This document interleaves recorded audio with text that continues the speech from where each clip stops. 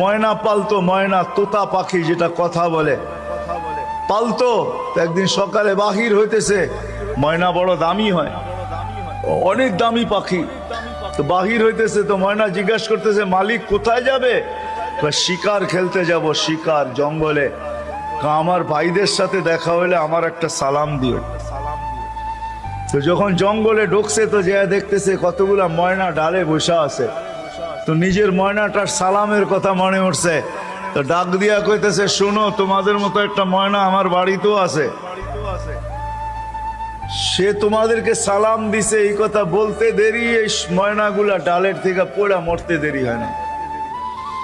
তার মন খারাপ হয়ে গেছে যে ওর সালামে এমন কি বিষ মিশানো ছিল যে এত দামি দামি 12-13টা ময়না মরে গেল।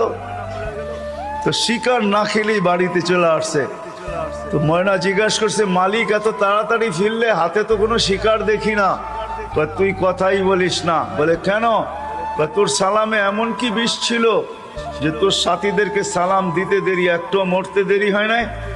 এই কথা বলতে দেরি, নিজেরটাও মরতে দেরি হয় না, ওইটার সাথে সাথে মরে গেছে।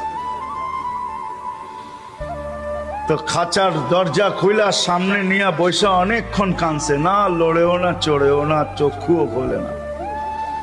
আর কতক্ষণ কানবে? বাস ওইখানে লাইখা যে উঠা দাঁড়াইছে ময়না, বাস উড়া যে চালে বসে গেছে। তো বলছে এটা কি করলি?